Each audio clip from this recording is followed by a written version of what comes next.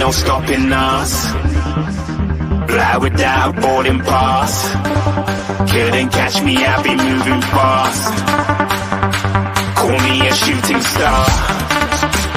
Let them know who you are. Flying up in a bar. Wish on a star. Time to show them who's in charge. Call me a shooting star.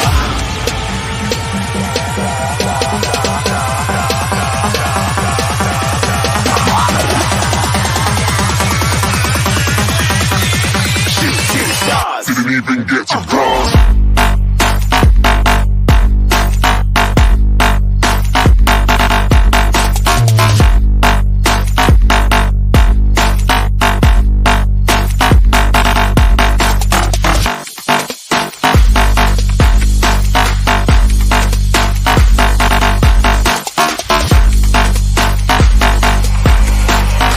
I said I'm moving too far.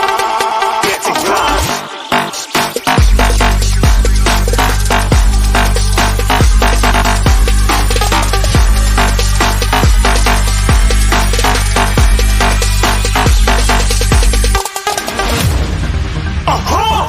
Looking at a shooting star. Got more than a couple of people going mad, I swear they're rooting hard. Tell them I'd be big in the game like she went and got them breast implants. I said I'm moving too fast, didn't even get to glance. I'm ready to eat up track like I'm seated in a restaurant. If you had swag like mine, you know it's best to flaunt.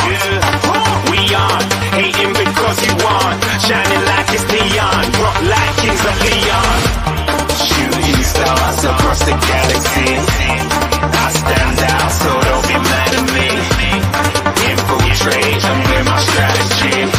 When I turn up, they never just have to leave. Shooting stars across the galaxy. I stand out, so don't be mad at me. Infiltrate, I'm with my strategy.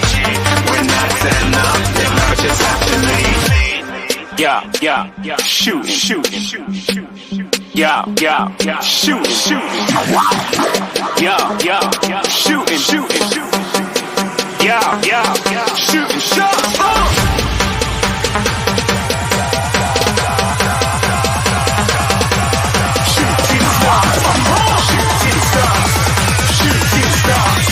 Shooting stars. Didn't even get to cross.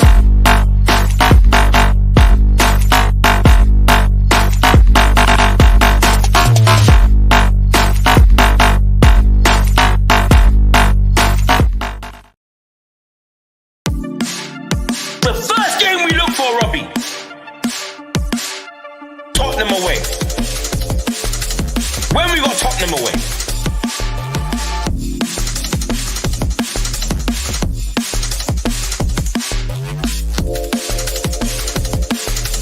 Tottenham away. When we got Tottenham away.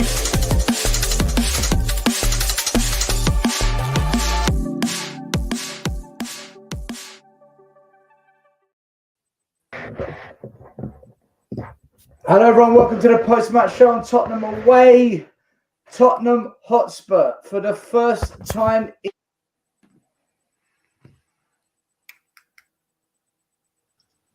You've gone blank. Yeah, mate. Your audio's gone still.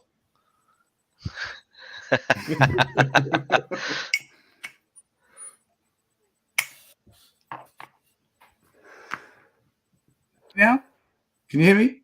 Yep. Yep. There we go. All right, let me start that again. Hello and welcome to Tottenham Away, the post-match show. For the first time in history, Tottenham have gone 5 points clear in the Premier League. We've never done it. We've lost Harry Kane. We've got a new manager. This is a rebuild. It is the best possible start, really, we could have dreamt for. It is sensational, the start. And I repeat, the start. We've got Matt with us tonight. We've got Maz. We've got Dan from the Hotspur Hood. We're going to discuss the game. We're going to discuss, look, what's next for Tottenham? At some point, we've got to get a grip of what is actually happening here. Look, guys, for me, game of two halves. First half was what was that? And Crystal Palace's tactics were very, very good. And thank God for Vicario, who saved us once or twice. Second half, I thought other than the last 4 minutes, it was dominance by Spurs. And even the set pieces, we won most of them. We cleared most of them. Our goalie came off his line and claimed most of them. So even then, we looked pretty solid. Let me go to Maz first. Maz. I mean, we never make it easy, but were you ever worried in that game? What did you make of the game? 5 points clear. How do you feel? I wasn't worried. So the first half, I thought we were quite slow in our play out from the back when we were going forward. It was quite ponderous. However, we did have moments where we did create chances, albeit we didn't get a shot on target, which was disappointing. We also gave Crystal Palace a bit of hope as well in the first half by allowing them to have a couple of breakaways at the back, but Van der Ven did a good job in cancelling those out. I mean, his pace is just phenomenal. What a player he is. How wrong were you, Stel, eh? How wrong were you? No. That's not what I said. You always bring this up. I said... We can talk about Vicario later, but... You know what? You do your lap. You do your lap, and then I'll come back to you. Oh. But no, there were... I wasn't... We weren't good in the first half. I don't think we were awful in the first half either. I just thought we just started really slow and ponderous, almost like days of old under Conte, where we just didn't really get our momentum going. I mean, you expect from a Postecoglou system to have that fast, intricate passing, triangles, overlapping runs, all sorts of stuff happening, and I feel that certainly with Ben Davies on the left and Richarlison on the left, that really hinders us massively, because with Richarlison, especially in the first half, he just lacks so much quality. You don't see anything that will make you think, oh, okay, this is why we've bought him. You know, you can't. For me, he has tenacity, but just tenacity on its own is just not enough. The second half, much better. We dominated. I was quite pleased with the second half. I was really pleased with how Højbjerg, when he came on, how he played. Again, he's like a complete opposite of what Richarlison is. You know, we know that he's not the best midfielder, but at least when he does something, he executes it well generally. I liked Johnson coming on the right, which on the left initially. Then he moved over to the right when Kulu came off. I thought Van der Ven had an excellent game. Romero had a good game. I wouldn't say an excellent game. I think it's a good game. Porro was good up until the last 5 minutes, but then I think they tried to isolate him, to be fair, and attack down that flank. I think Maddison had an average game. I don't think he was on the ball today. And Son was decent, but not great, but good. You know, so overall, I'm pleased with the result. It's not an easy place to go. It wasn't our best performance, but hey, we won. We got 3 points. Yes, we did. And what a beautiful sight that is, huh? What a beautiful sight that is. Tottenham, 5 points clear. We don't really care what the rest do this weekend because we'll stay top. We've got the best record at the moment, the last 5 games, 1-4, drawn 1. No one's got that record other than Villa and Newcastle. So fair play to them as well. Goal difference. Goal difference is the best other than Newcastle. Goals against is the third best. Third best because City got 7, Arsenal got 8. But they're playing tomorrow. Goals 4. We are the third best. So look, we're there for a reason, people. We're there for a reason. Dan. Yes. You were in the comments during the watch along, having an absolute nightmare over that first half. Second half, look, credit to Spurs. From the minute the second half started, we went on the attack and we stayed on the front foot for most of the game. You know, you can't do it for 45 minutes non-stop. You are going to have to defend at some point. But I thought overall, Spurs were in control of that game. Second half. Well, let's talk about the whole thing. The first half I thought was atrocious. I thought we were sluggish. The passing was terrible. People didn't look like they knew what they were doing. About the only two on there who looked like they had half a Scooby-Doo about what was going on was Vicario and Maddison. And for me, Maddison was not good. And that's rating him by his standards. Someone else, he might have been good, but by his standards at Spurs, he was not. And I think everyone just looked lost. Ben Davies, well, I think he's just signed his warrant to leave. Second half, truthfully, I don't think we actually got into gear until we scored that goal. Yes, we was a bit better when it started, but once we got that goal, they had to push. We took over the game completely from when they scored that first goal. Mad thing was, I think we was a bit better on the left with Royale on there than Davis. I'm not saying good, but better. Porro, he got caught out a few times. Van der Ven, his pace definitely saves the day quite a few times. I mean, that man is fast. He's as quick as any striker out there. Towards the end, a bit scary. And the man I'll mention again, Richarlison, what is he even doing on that pitch? Why? If we don't sell him in January, do you know what? I don't care. Sell him in January. I don't care if we don't buy no one to cover it. Bring in someone from the under-16s or whatever. They're going to do a better job than him. I'll say my famous saying for him. Wind his head off or do whatever you want with it. Put him on the pitch. He really would look like he's playing like an headless chicken. That's what he does. Dan, with the likes of Johnson, who came on and, for me, had an impact on the game, and Brian Hill, a few minutes right at the end, is it a case of now that those two are fit, that they're going to get their chances, and if they perform well, then Richie really won't be starting unless Son is injured, and even then we've got Veliz, I guess. Is it a case that slowly now the injuries are coming back, that Richarlison might actually begin to be phased out of the starting 11? Well, there's always hope. And one thing I've said to quite a few people from the very start of the season, hope. There's always that word. If you haven't got hope, you haven't got nothing. Call it a magical word if you want.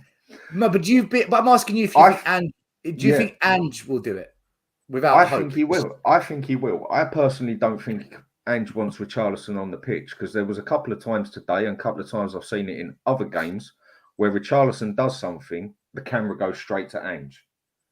And he's very good at not doing any body movement. But you definitely see his eyes sort of, did I just see that? Is he in my team? But he hasn't really got much option at the time. I think Brian Gill will settle into this well. I think this style of play, I think, will suit him. He'll still get knocked about, but I think he'll actually do all right. And I want to see him given more of a chance. Johnson, definitely good from when he came on. Totally saw the difference. I don't think it matters what winger we bring on next. Richarlison, if Ange's got half a clue, Richarlison will lose his place. He's got to. Because he's a liability. It's like playing with 10 men with a fella. He's a liability. He's a danger to himself and society. He should not be on that pitch. I get angry watching him play football. I watch him and I get angry. I can't watch football. Exactly. I can't watch football like that. He's awful. He just let him go somewhere else and let him start his career again. Maybe he'll be good, but he ain't been good for Spurs. It works out. I mean, 60 million roughly we paid for him, yeah? That works out at about, if I can work that out quickly, at around about 15 million a goal so far. And that's not even paying for his wages. The man's got end off. Let me I want to bring Matt into this as well. Matt, look, I want us to get specifically onto Richarlison, Ben Davies, and a couple of other players. I just want everyone's quick reaction on the initial game. But before the match, you WhatsApped me saying, big game tonight still, and I replied saying every game's a big game. You were very, very happy that we won that one. Talk us through it. How you saw the game. Yeah, I think they had such a bad result against Newcastle that they were going to be a completely different team, especially at home. They've had all week to watch the horror show on video, go through the mistakes that they made. So I was always fearing this was going to be a very difficult game. I think first half, I agree with the guys, Dan and Maz. I thought we were very slow in possession. I think the enforced changes with Ben Davies for Udogie affected us. It looked a couple of times like we could have passed it to Ben Davies, but I think a couple of them thought no. And did look like that. Back in, they just looked like no. So they checked inside, and I think Crystal Palace got cute to that. So set traps for Maddison and Basuma. So first half, they seemed to swarm in certain parts of the pitches, which is why we couldn't get out. The save by Vicario is so important. That first save he makes keeps us in the game. And I thought Van der Ven I actually think that was his best game. And he's been excellent all season, but that was his best game. I thought he played centre half and left back in the first half. Every time the ball went over Ben Davies, he had no recovery speed, Ben Davies, and Van der Ven was coming over and covering for him. So first half was pretty much as I thought it would be. I thought they would be a lot better. I thought we would just feel ourselves into the game. As the second half, we got a foothold in the game. The substitution was an important one. Royal, even though he's extremely limited, but he can run. If you cannot run in Postecoglou's system, you're redundant. And Ben Davies can't run. So the one thing Emerson Royal is, he's quite athletic. He's not very good on the ball, but he's athletic. So we just all of a sudden looked a little bit more competent on the ball, in possession. Matt, did you feel that with Emerson Royal on the pitch, where Van der Ven was having to cover the left-back position as well, because Ben Davies has got no recovery pace, that with Emerson Royal, because he has got a bit of pace about him, Mickey Van der Ven wasn't getting pulled out of shape as well, which allowed us to flow. Yeah. And I think Crystal Palace's tactic first half would have been to hit Ben Davies's hole. I think that they had to change that because Emerson Royal can keep up with IU or whoever was playing on that side. So I think Crystal Palace had to revert to a different style because they couldn't play that ball anymore. And second half, we just got better. We got better. And I think the 2 goals were excellent. Yes, it was an own goal, but how we sucked them in and played through the gaps was brilliant. Obviously, nervy last 10, 15 minutes or whatever. I thought the referee was absolutely shocking. I think me and JP, I think we counted 15 fouls IU made before he got booked. Absolutely awful refereeing. And I thought their goal was a handball as well.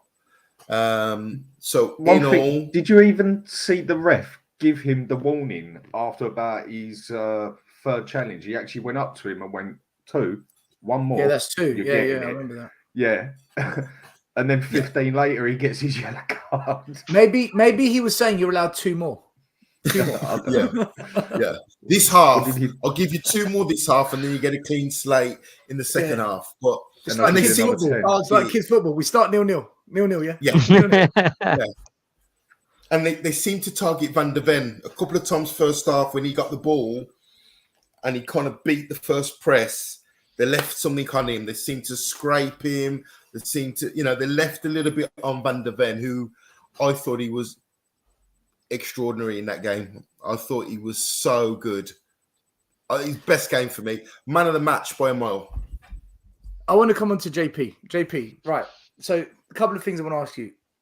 Obviously, your opinion on the match and whatnot, but Ange Postecoglou is proving to be pretty savvy when it comes to substitutions. When to make the sub, why he's making the sub, and who he brings on.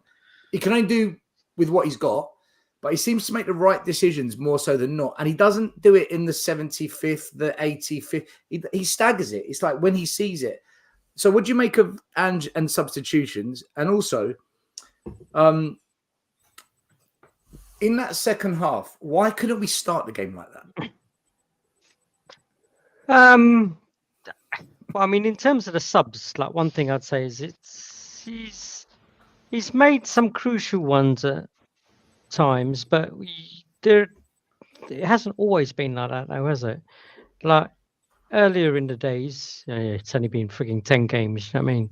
But it was kind of a case of he would wait till quite kind of the 80th minute and things like that, where you could clearly see some situations not working. But today, to be honest, he didn't really need to be a rocket science to go, I'm going to take Richarlison off.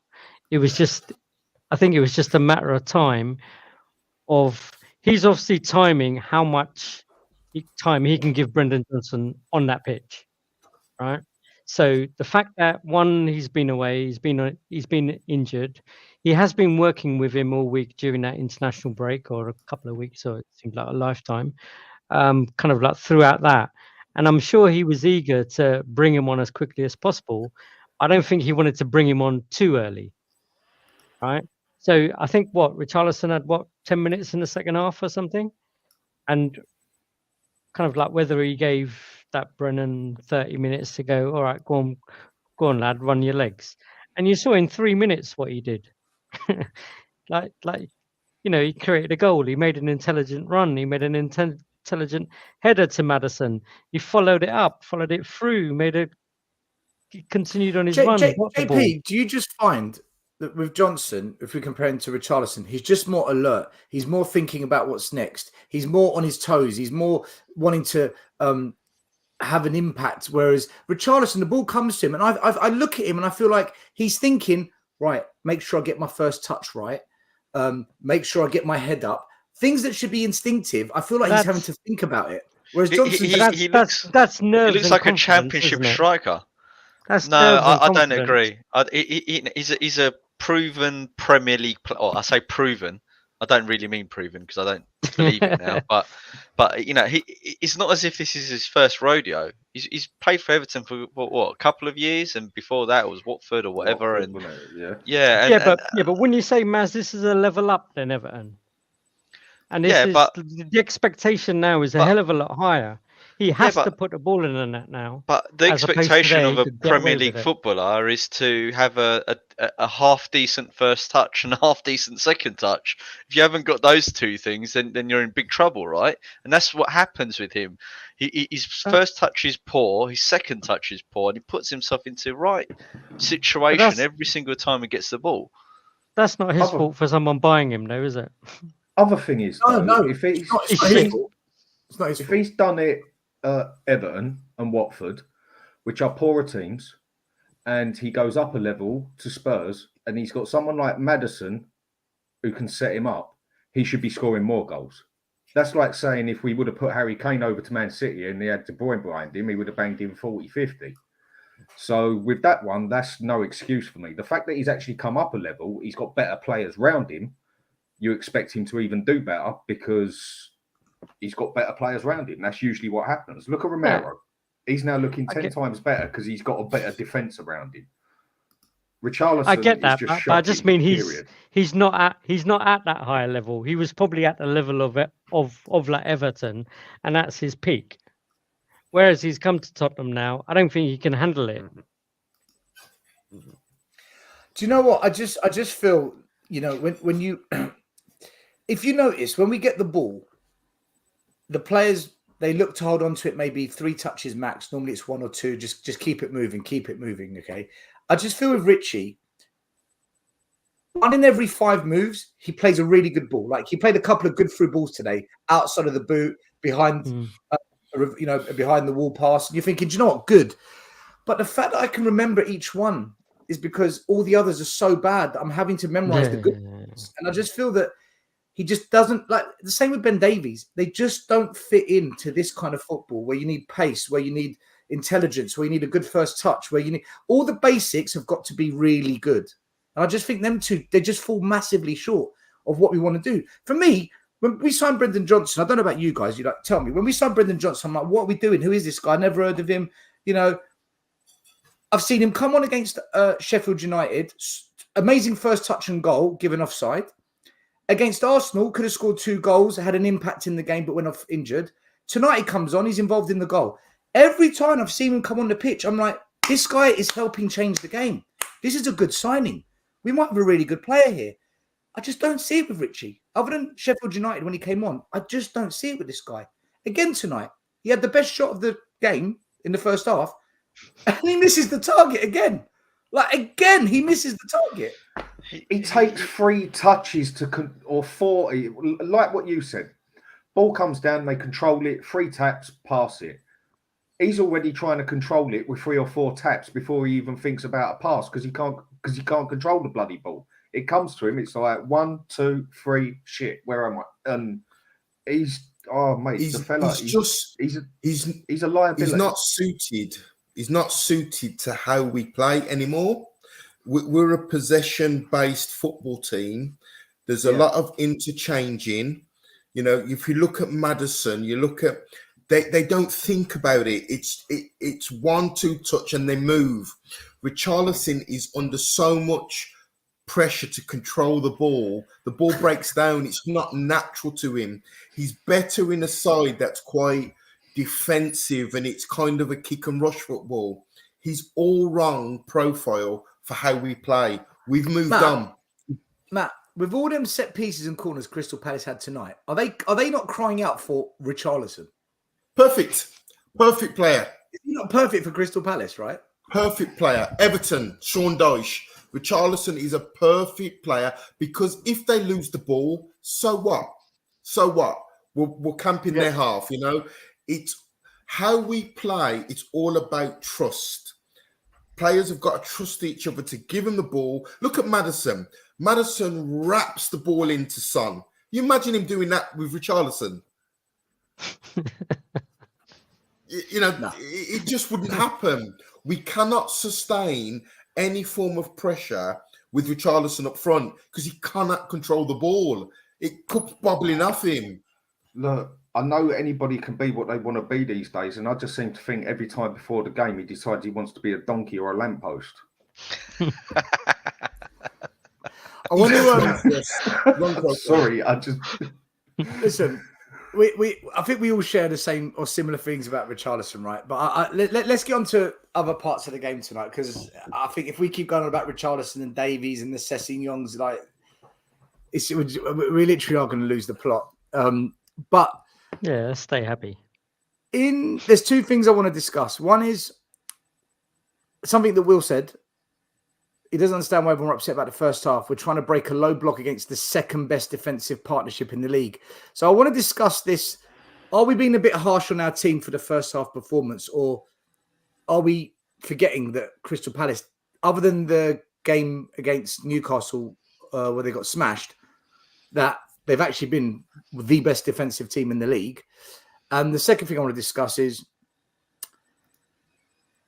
Romero made the most passes against Crystal Palace tonight, the most by a Tottenham player on record in a single game since 2004. However, 50 of those passes were back and forth with Vicario in the second half, right? So the point isn't to dig out Romero, but is it a case that this passing at the back at 1-0 up is that us not knowing what to do, or is it a case of, do you know what? Calm, don't panic. Let it come and we'll find a way. Because the one thing I've noticed about Spurs under Ange is we don't panic. We stay calm. So first question to everyone. Do you think we're being a bit harsh on Tottenham in that first half? And Crystal Palace are actually a freaking stubborn side to beat at home? Well, I'm a bit conflicted because I sort of agree with Dan but part of me was expecting that it was gonna be that type of game. Like everyone was thinking we were going to go there and smash them. I think, what did you predict, Still? Like 3-1 or 3-0 or something like that? I think I went 3-1. Yeah, and I in my gut, I was thinking, well, every time we've got an opportunity to take that next step in the table to go clear, we always bottle it. So in my head, I was thinking, oh God, it might be a 1-0 or a 1-1 or a 2-1, which it did end up being a 2-1. So the first half, I wasn't too disheartened. I was more disheartened that we just looked lethargic than anything else. If I'm honest with you. We did have a game on Monday. You know, 4-day rest might not have been the best for us, but what is it?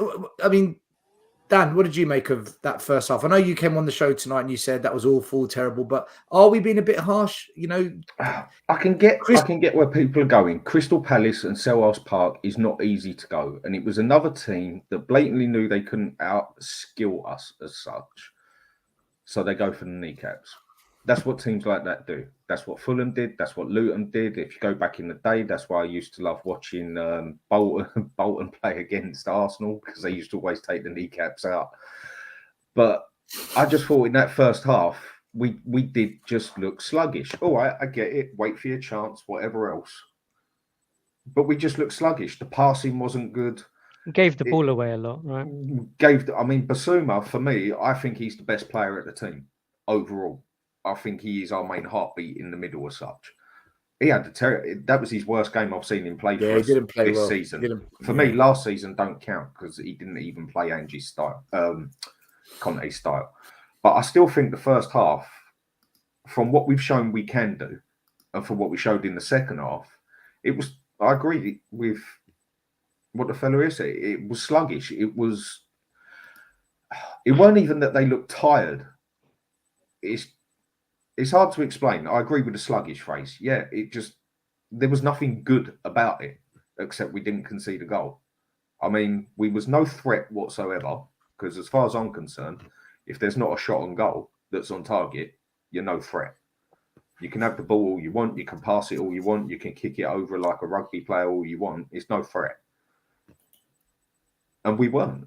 If anything, they had more clear chances than us in the first half. And again, Vicario saves our backside. So first half, yeah, it's going to be a hard game, but no, I thought we were poor in that first half. So you expected more, Matt. Are we being a bit harsh on Spurs? You know, this is one of the best defenses in the league prior to the last game.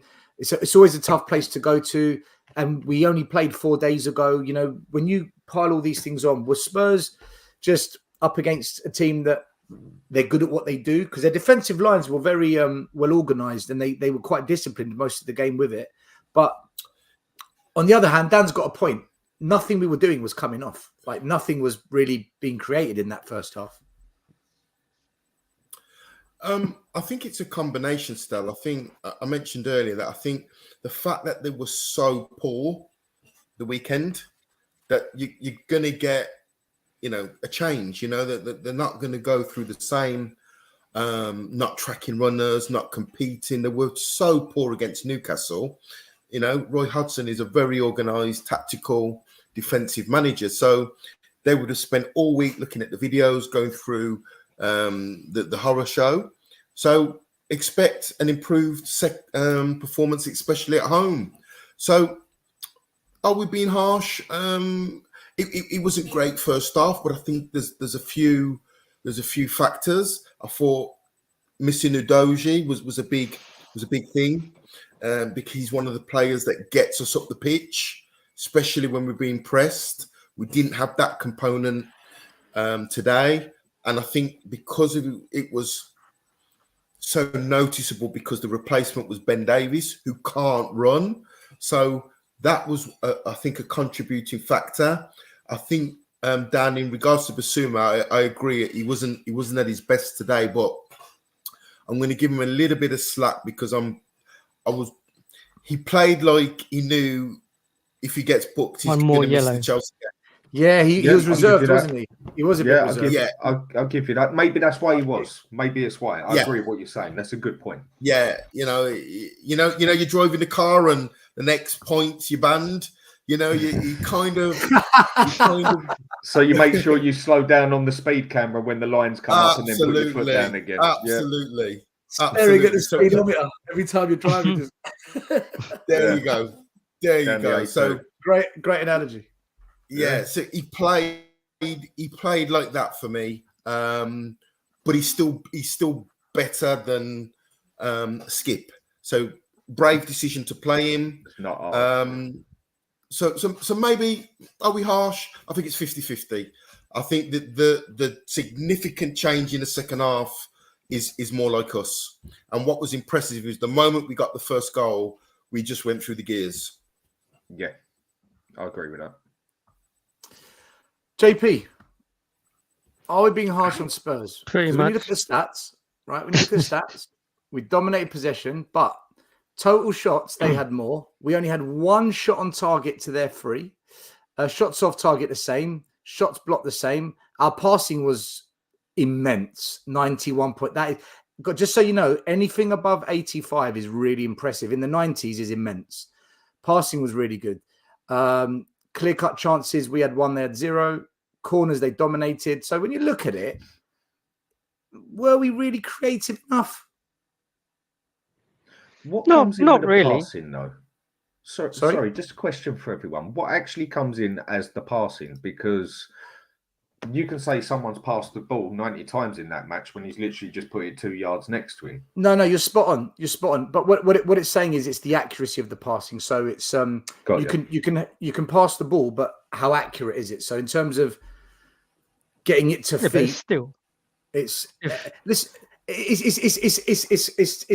a sign of good technical play by the team as a whole in ball retention. It doesn't Yeah, mean and it doesn't I'm- show much in terms of creativity. It doesn't Okay. prove anything about creativity. But during that watch long, I said that a lot of the passing was between Kuti, Van der Ven, and Vicario, right? So they could do that whole game and get 90% by themselves, right? And we've had one shot, which could be the extra 3% that scored the goal. So it looks like we've like controlled the game. But flicking back to the kind of like first half, it was just really bitty, as someone once quoted. It literally, we couldn't take control of the game. The kind of, to me, the passes in the latter part of the field weren't accurate. Gave the ball away a hell of a lot, and it just didn't click. But we also did say they got spanked 4-0 last week, so their main point of coming out from the whistle would have just been, we're going to shut up shop. We're not going to concede an early goal. We're going to put all the men behind the ball, which is literally what they did. But yeah, I think you called it in the game. We had opportunities to go wide, and we were getting some joy out of that. However, we just kept persisting with coming back in the middle. So First half, I think we caused our own problems there, and it's kind of some of that in I don't know if you call it in-game management or what, but the players on the pitch sometimes, while they go out with a idea and the manager tells them what to do and how to play, while they're playing on the pitch, they also need to make some decisions themselves, surely. In terms of going, it's not working here, but we can see we've had a couple of chances down the side. Let's do that a couple more times. The thing is, JP, in the second half, I remember 3 occasions where we're passing it across the back, Van der Ven, Vicario, Romero, just passing it. Eventually, Crystal Palace like, right, we better press them. Yeah. The press comes, we find a way through, we break. Porro, Kulu, and Pape Sarr all had amazing chances to drill it across into the running feet of either Son or Johnson back post, and all 3 of them couldn't beat the man on the pass. Kulu's was the worst of the lot, but Porro and Pape Sarr, if they just put a bit more on it, could have been 3-1, 4-1, 5-1, and each time that final pass was just was lacking. Yeah. So it's I would say that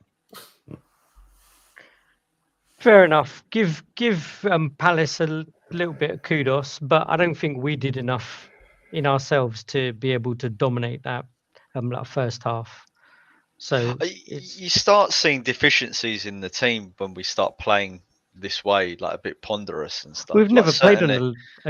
well against a low block, have we, Maz? No, it's always been. You know, like the left side with Richarlison and with Udogie being out, you really notice the drop in quality. I also think as well that Sarr had a much better second half than he did the first half. And for me, Sarr, I know that he's got an engine on him and he covers a lot of ground and you know, he does do good interceptions and he can break up play. He's not like a Højbjerg, but he sort of disrupts the opposition team. But sometimes I don't feel he does enough going forward. If he's going to be that number 8, then you need to do a bit more. And this is where I'm hoping. Wasn't it Bentancur. Sar's pass that split open their defence that allowed us in for the first goal? That was the second half. Yeah, that was. It was so, wasn't it? It was so, yeah. But I mean, you can't just account. It's like we don't want to do what we do for Sard or what we do for Richarlison. I mean, you know, like when Richarlison done that one good pass against Liverpool, everyone lost their minds, and you know, Richarlison's back and he's got his confidence back. I don't think that's the case, right? Do you think he was maybe, never there?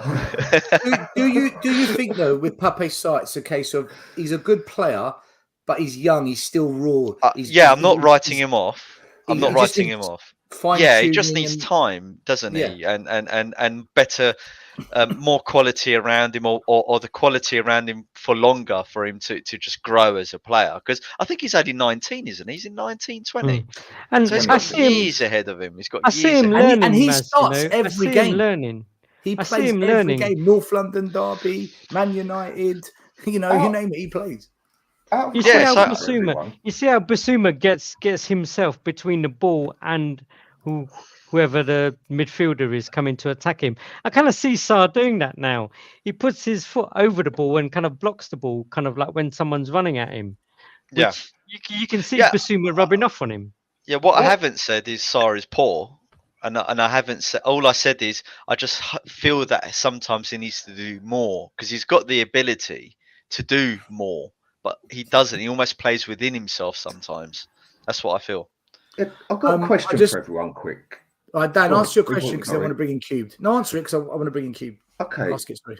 I'm not dissing the player in any way. I think he's definitely good, and I think there's something a bit unique about the player. But what is he actually good at? What actually is this man's position he's trying to work out? Because I can see he's pretty good at defending. He's pretty good at passing. He's pretty good at playing box to box. I'm not actually sure that the manager even knows his own. He's the workhorse. He's the workhorse of the midfield. He breaks up the play. He gets over to cover. He supports players. If you just do you remember Henderson for Liverpool? He was just a workhorse. He's not Henderson, but that's the kind of role he plays for us. I feel. And you know what? Most of the time when he gets the ball, it's always a forward pass with him. He's always looking. It is. So, I want to take this. Kind of the break. It's kind of the breaker upper, isn't he? Of like their ball-winning midfielder as such. Yeah, kind of. I think that's fair to say. Super chat from G Money says, "I'm starting to worry a bit about keeping Pape Sarr, Doggy, Van der Ven, Don Paratici. That man needs to be freed just for the acquiring them title race on." Don't worry, man. Just enjoy, dude. Just enjoy it. Let's enjoy it. Thanks to the super chat, though. Appreciate it. Okay, there's two massive frauds in the business. One is TJ Warren. The other one is Cubed. We are joined by Cubed. You fraud. Welcome. Why am I a fraud? You're always calling me a fraud. I mean, you're a fraud. Because you call me out on every show. This is now a Levy In channel. What the heck? You're a Levy In channel. It will never be Levy In for me, mate. Never in a million years. No, I'm just taking the mick out of Stelly. Don't worry, the Gunnar lover who he'll flip flop. He'll flip flop Cube come the January transfer window. He'll be back on the other side. Like I said, fraud, absolute fraud. Yeah, I heard you yesterday. Gassing up the Gunners for their Seville game. Listen, I thought. Listen, Cube, tell us about Tottenham tonight. Tell us. Well, I decided to come on in the middle and bring the energy, just like Richie should be doing. Not starting, but coming in the middle and bring some energy. It was. I actually. So I missed half the game, the first half, and I tuned in for the second half because I was busy earlier on. But I think that at the beginning it was a little we're having some time, a hard time breaking them up, and I knew that was going to be the case. I said that, going into the game that, was not going to be as easy as some people thought because of the fact that, Palace is good defensively. But, and in the very beginning, it was a little bit like beginning of the second half. It felt a little deja vu when they were passing it back and forth in the back. I felt like I was like, oh my God, this looks a little bit, Conte-esque from last season, where we just kept putting it back and forth in the back half, but not really like forward. We weren't moving the ball forward. And so that was a little, at first, a little bit nervy, but I felt like at least everybody kept really calm and we got the win in the end. The ref was definitely, trying to give Palace every opportunity possible to take points from us. And that was, and that's terrible. But either way, I mean, we are top of the league. We are top of the league. That's the best thing. So I'm pretty Enjoy happy. it. Yeah, Enjoy I know. I'm it. pretty happy. Let me bring It makes that Rafish. it makes that week, the rest of the weekend now, so much sweeter, doesn't it? We can Yeah. relax. I just want to say as well, I almost hoped that we won the game 1-0 with the deflected goal, to be honest with you, because then I could just say to Arsenal fans, look, we, get all gassed up about how great we are at beating teams with deflected goals and stuff. Can we also just say the other thing is that it was so nice to see Benny back on the pitch. Oh, that was a moment. He was so happy. You saw he was smiling so big, and he was so happy to like get back out there. Do you know what? That honestly feels like a new signing for Spurs, like a midfield signing. Because we know now if Basuma or Maddison are injured, or if one of them needs a break, we've got a replacement now. So that's a bit of that standard. Yeah, exactly. Of that keywords, that standard. Rafish, how you doing, brother? Thanks for jumping on. Yeah, what's your take on it? What's your feelings about everything? Hi, Stel. Hey, everyone. Happy Friday. Thanks for having me on. Just finished on Savas live stream, jumping on the phone call-in show, give my opinions on the Palace game. Yeah, that stream was really fruitful. So I'm glad to be with you guys. So as far as today's concerned, 3 points on the board, that's all that matters. I mean, the first half, you have to give credit to Palace. They made it difficult. Sellers Park is a very tough environment. I think before tonight, I don't think we have a good record there. So it's good to buck that trend. I think Bentancur coming back is a huge plus. And like you said, Stel, he looks like a new signing. I think players like him will take his time to get to 100% potential. Like when you've been injured for so long, you don't become a bad player straight away. So it's easy to write him off. So yeah, Benny, good to see him back. Vicaria once again proving his worth. Another good performance by him. So yeah, I mean, another 3 points in the bag and bring on Monday against our rivals, Chelsea. I want to get into some of the player ratings that the stats people give, and just maybe share our views and opinions on whether we agree or whether we're just in shock of what they've decided to give as a rating. I'll start with the starting players. So we'll start at the back. Vicario, he got a 7 out of 10. I mean, really? Shouldn't that be a bit more? Or do you think 7's fair, guys? I think he got an 8 personally. I don't think he messed up no passes. He made, if I can remember right, at least 2 crucial saves. And one thing I love about this keeper, and another one I did tell a lot of people, watch him, because I do follow Serie A, is I love it when the ball comes in and he just quite happily walks out there and catches the ball without a care in the world. How many times have we said that about Lloris? Why didn't he just catch that bloody ball? Come off your line. Come off your goal line, Lloris. Because he's so eccentric. On his day, he was a brilliant shot stopper. But overall, there was a lot to be desired, I always felt with him. And in the last 3 years, he should have gone. But Short and sweet. Vicario for me should have been an 8 because he had command. I like the way he commands his box as well. He talks to his defenders. For me, I think we've got possibly second best buy of the season out of everybody. And he was proper pissed when that goal went in. Oh, that is an understatement, and that is what you want your keeper to be. Yeah, you don't want your keeper to exactly. stand there and just say, "Oh well, shit happens," like that sort of thing. Yeah. That was a handball, by the way. Yep. We'll get on that. 100%. But Vicario should have had an 8 as far as I'm concerned. And plus, I love his shirt number because 13 is my lucky number. So for me, Vicario should have got an 8. So the two centre-backs both got 7.1, 7.2. I mean, again, I think these are low. I thought Mickey van der Ven and Romero, they dealt with everything that came into the box set piece-wise. I thought the recovery runs, especially by Mickey van der Ven, was superb.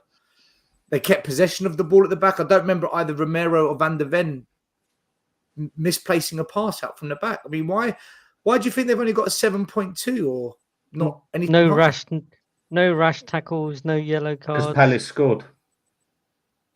That's the only reason I can see it being, and that's the only reason I could see them taking a bit off the keeper because Palace actually scored. But no matter whose fault it is, they are the defenders. That's the only thing I can think of. Porro didn't quite time the header right, or he was just too short to win that header, wasn't it? Yeah, but when there's a goal, I think it just goes against defence and keeper anyway, even if it was nothing to do with them. That's just personal opinion. Yeah, that makes sense. But I do think that those numbers are harsh. If you're giving Basuma a 7.2, which I think a lot of people can agree that was not a good performance from Basuma, who I love and adore, but that was not a good performance from him. And then you're giving Romero and Mickey van der Ven lower than him. I don't think that's crazy. Fair. Yeah, I don't think that's fair. That's crazy. I don't think Basuma had that bad of a game though. He won most of his duels. I mean, maybe he wasn't as flamboyant or penetrating as what he was in other games, but I don't think he had a poor game, Cubed. I don't think that he had a good game either, though. I mean, I think that his maybe some of it, was, our expectations are so high for him now because he's so amazing and so he's so brilliant usually, and so maybe there's a little bit of that in play, but I still don't think that if he's going to get a 7.2, I don't think that Romero and Mickey van der Ven should be, So what you're saying is, by his standards, he had a little bit of a below average game for him. Yeah, I would say. We said earlier that Basuma looked like he was just playing within himself because he knew one more yellow card is Chelsea. I expect now Basuma against Chelsea to let rip for the animal to unleash. I would agree with that. Yeah. I didn't even want him playing this game. I wouldn't have played him because personally, I think Højbjerg again, who gets more stick than he deserves, I thought he covered it quite nicely. And he played the game better than Basuma did when he came on. And Sada rated, so Højbjerg should get a higher rating. I think we're going to do good enough. We're going to do the ratings for the subs as well. So we're definitely going to talk about Højbjerg because, he came on, was pretty stable. Pape Sarr got the highest score out of the two holding mids. Do you think Pape Sarr had a better performance than Romero and Mickey van der Ven? I'm not sure about that. I think he was probably more visible, wasn't he? Because he was all over the pitch and it was his long pass that set off Brennan Johnson for that second goal, right? So I think he was pretty much everywhere, and I would say probably better than Basuma. Yeah, definitely better than Basuma. James Maddison got a 7.5. The best player on the pitch in who started. Do you guys agree? Was Maddison our best player on the pitch? I thought maybe the centre backs deserve it.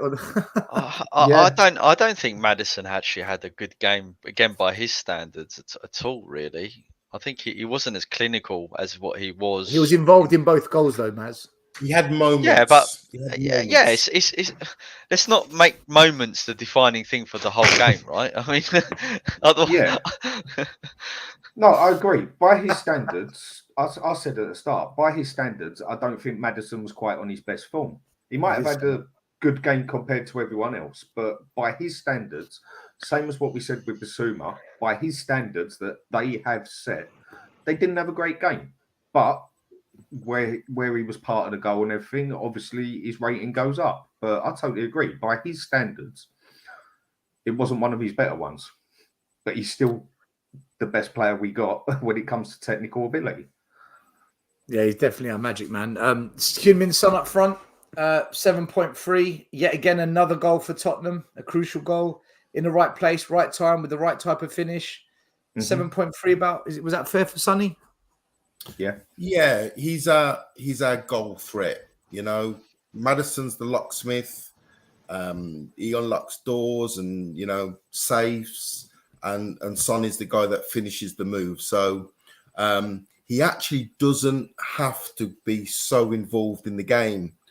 But he's such a good finisher with either foot that I would say when the ball drops, you want it to drop to Son at the moment. He's almost taken that mantle that Kane had, where there were games last season and the season before, Kane wasn't great, but he'd score a brace. Son's got that in his game at the moment. Doesn't have to be in the game too much, but he'll walk off with 2 goals.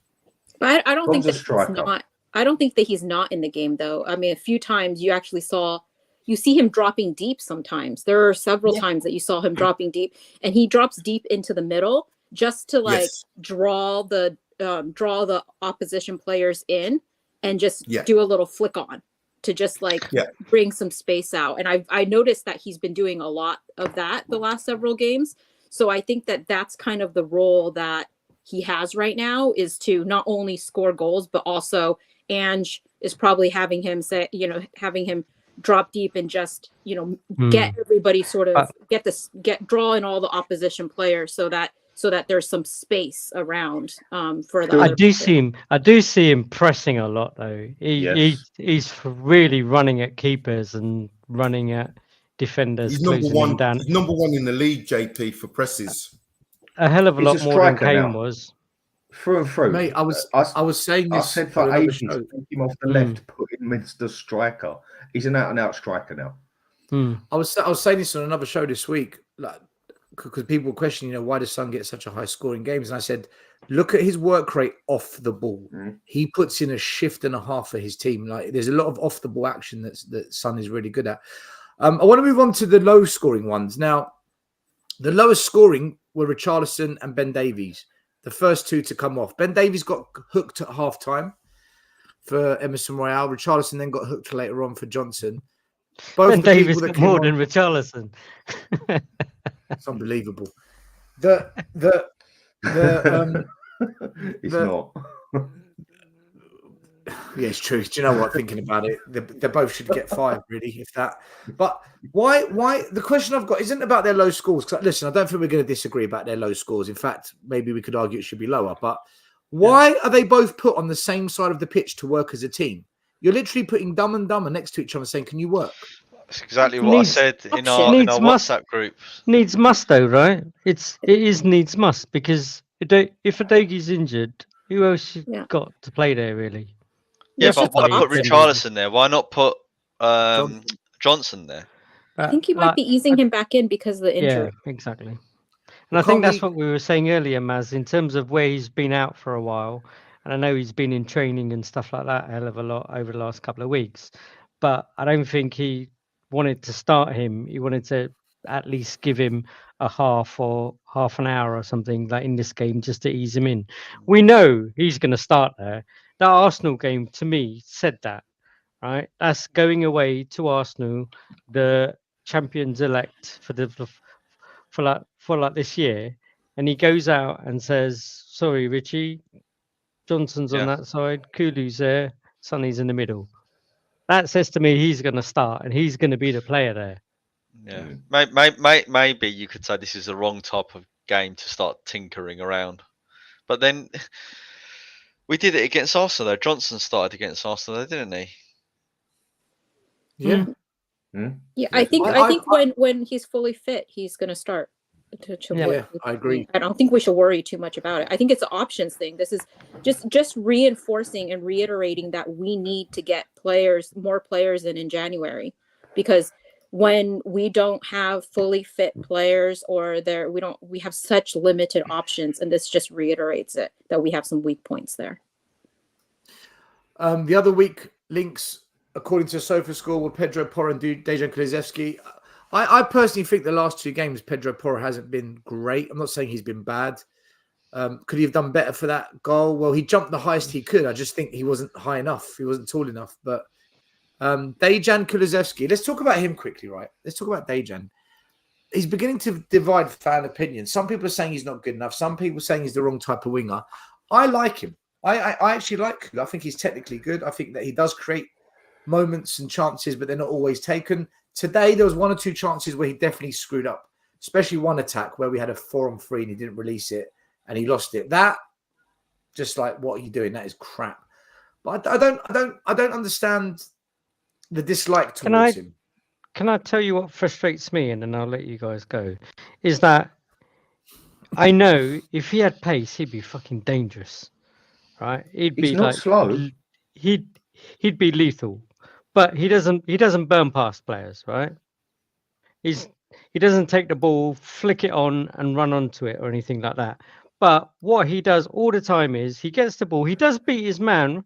He's got that trickery. He beats his man, but 9 out of 10 times, rather than crossing, cutting inside and having a shot, he comes back and plays the ball backwards. And that's what frustrates the hell out of me. And he didn't do that at the back end of last season, kind of like when he joined. He wasn't like that. He was cutting in. He was having shots. All the clips I saw of him at Juve were him cutting in, having a shot, scoring in those curlers in the far post. His shots have been... The couple of shots I've seen him have this season have been really poor, but it's just the fact that he gets to that byline, just purely cuts it back and plays it adjacent to where he started the run in the first place. That's what steps to the left every time without. But they don't stop him.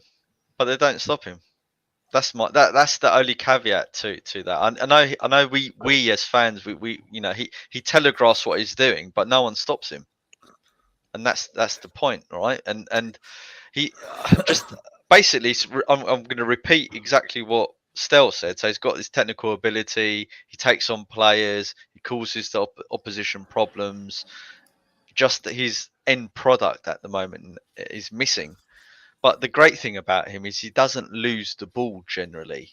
He keeps the ball and recycles the ball well. Whereas if you look at someone like Richarlison, he loses the ball. Yeah, he's totally he's a complete opposite. Yeah, but that's a poor compare. But Maz, can I say I'm that just showing 2 extremes. He takes the ball, yeah. He takes the ball to that side where we're in an attacking phase, and then where he brings it back, suddenly stops that whole attack and lets all the defenders get back. Yeah, agreed. I do agree. That is frustrating about him. But I think his other attributes make up for that deficiency in his game. The fact that he runs, he defends well, he can hold the ball on the counter attack. I think is quite effective. Generally, he's always there in the counter attacks.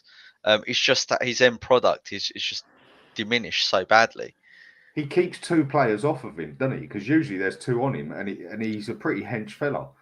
I think the best games he had was when they actually played him as attacking midfield central at Juventus, because they did a fair few times when they got Chiesa out on the right, and they had to drop him in the middle a couple of times. He was really good when he played there. But I totally agree I think he's got everything except that last, when he gets into that last corner sort of thing, we all know what's going to come. Right, I'm going to bet my house on it that he's going to step it onto his left foot. It's a bit like Lennon, isn't it? No end product. Yeah. Let me show you something. I just want to show you guys something, right? These are the Premier League players that have been the most threatening ball carriers, okay? Kulusevski is in the top 6. Yeah. Mitoma from Brighton, Doku from City, Sterling for Chelsea, Diaz, Liverpool, Rashford, Man U. In terms of carrying the ball and getting us into threatening situations, but what's in the what's the end results of those? Well, it says 1.06, so he's above Diaz, Rashford, Sterling. He's below Doku and Mitoma. So only Doku and Mitoma are ahead of him. No, but I mean, out of all out of all that running, XT's from the carries. Underneath there's a little number. Yeah, it tells you underneath. There's like a number underneath where it says from the So there's carries. no So points. So for Rashford, there's 1.06. 0.69 Yeah. Diaz 0.64. Sterling's at 0.81. opportunities that people have scored from. Yes. You see, I think if Cooley wasn't playing, we would miss him badly, because I don't think our front trio, aside from Maddison and Sutton, can hold the ball as well as he can. He's our henchman as such. Like I said earlier, I've seen him run from the right-hand side of the pitch into the middle enough times and hold two players cleanly off him and get that pass. I'm not saying he's a bad player in any way. It's just when he gets into that final third, when we've now got a chance to hook the ball in there, he's so predictable that the defender's already stepped right before he stepped left. He's so predictable. And those first 6 months, he was not like that. And I think that's what frustrates a lot of people. I mean, maybe it's predictability, but I think some of it is just he's not decisive at the very end. He's not being as quick with his decision making of whether or not he's going to go one direction or another direction. He's going to pass or something, And I think that has to do with confidence. There's a player in there. We've seen it. I mean, his first season with Conte, that's too long that he was too good for it to be a purple patch. I think that people are too harsh on Decky. I really do. I think that he's just going through, he's better than last season. He was coming off of injuries last season. And I think that he's just, gaining his confidence back. But I think he's pretty solid. I don't think there's any big issues there. I mean, we have bigger issues.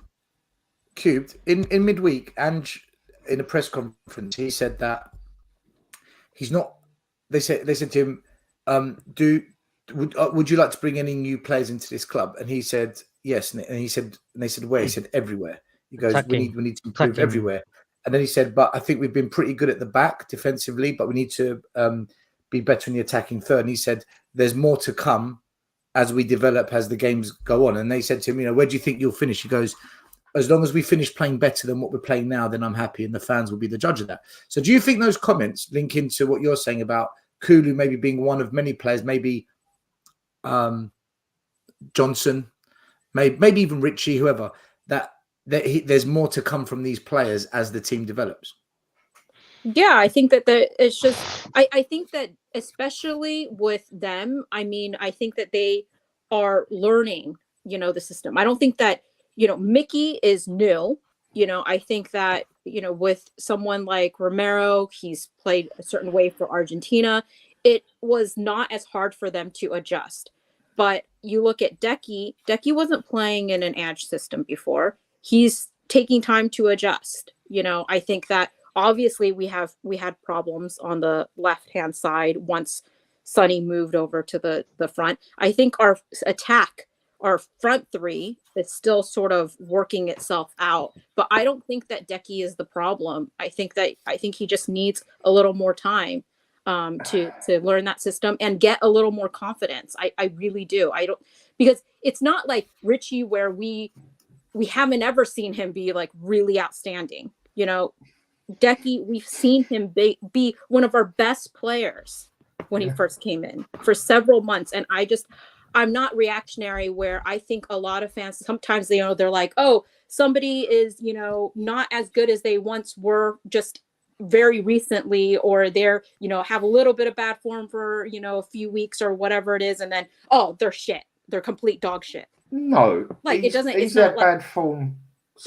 My point is that I'm not saying anybody on this panel saying that. I'm just saying that that's what I've been hearing from some fans out there, and I just don't think that's the case.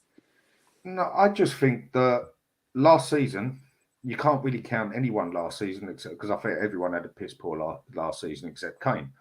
But he was doing it last season as well.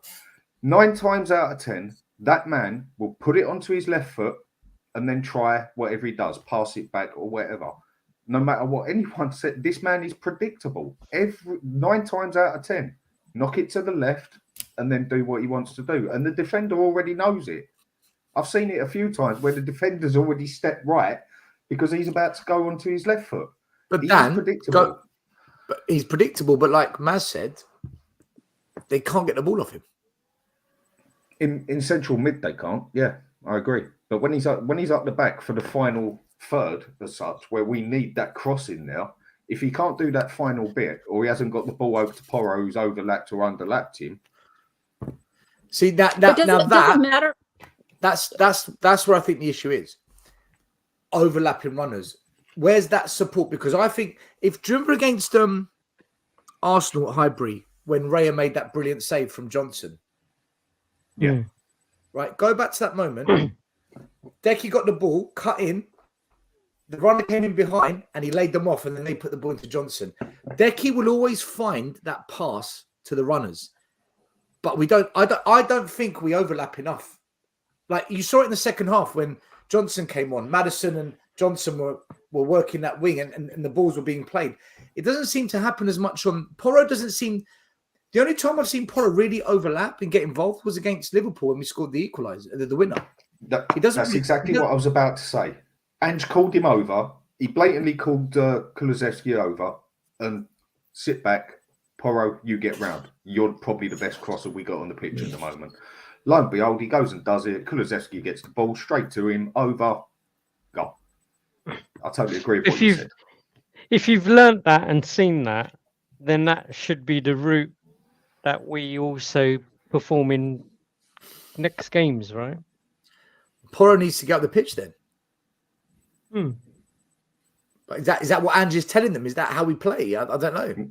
No, they play inverted, don't they? He tells them two wing backs to get into the middle of the pitch. Well, so what? Maybe that. Yeah, I'm totally getting what you're saying. It makes sense. Maybe it doesn't work to Kulu's strengths. Q, were you going to say something on that as well?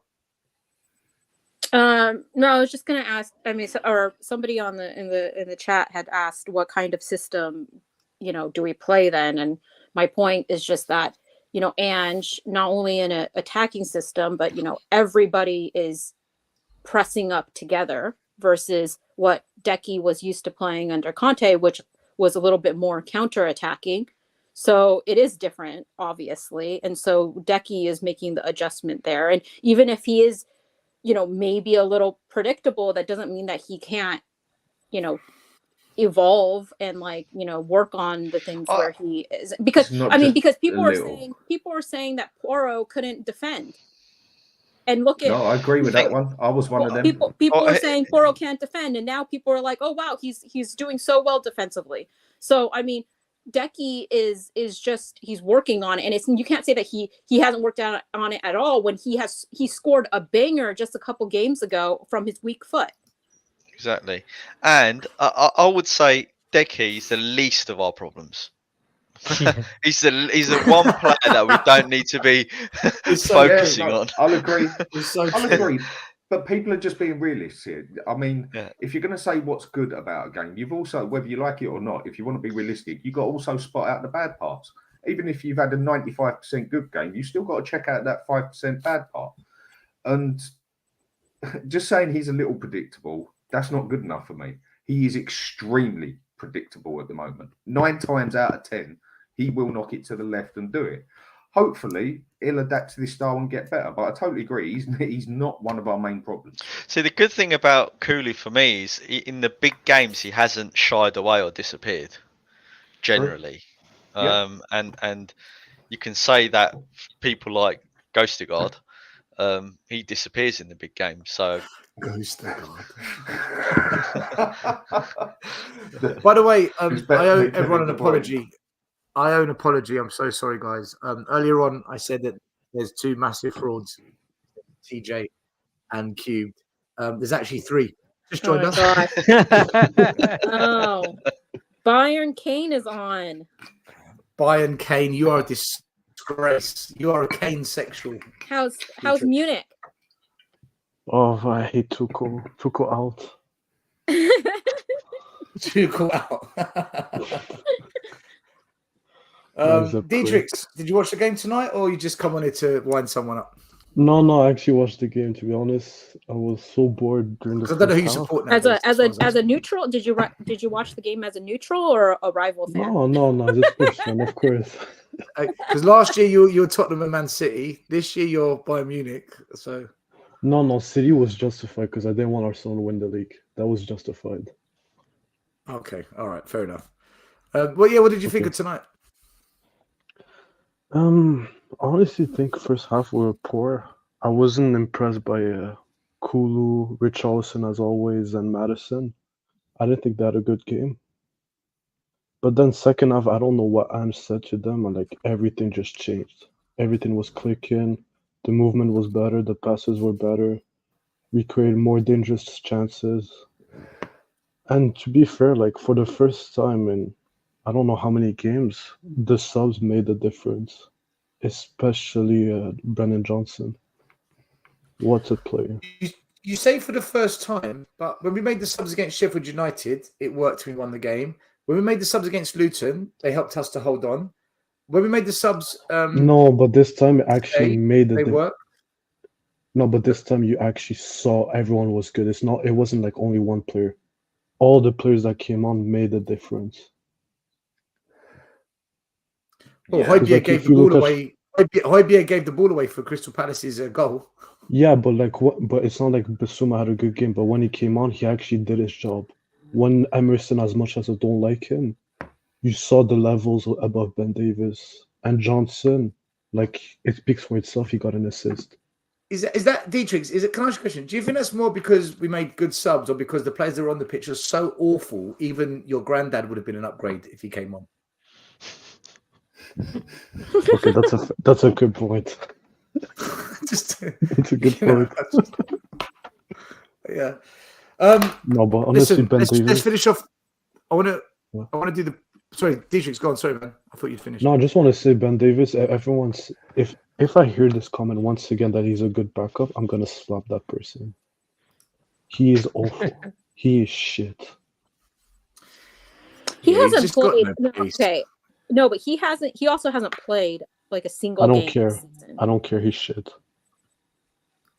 Honestly, like Stell's bald head would do better in left back.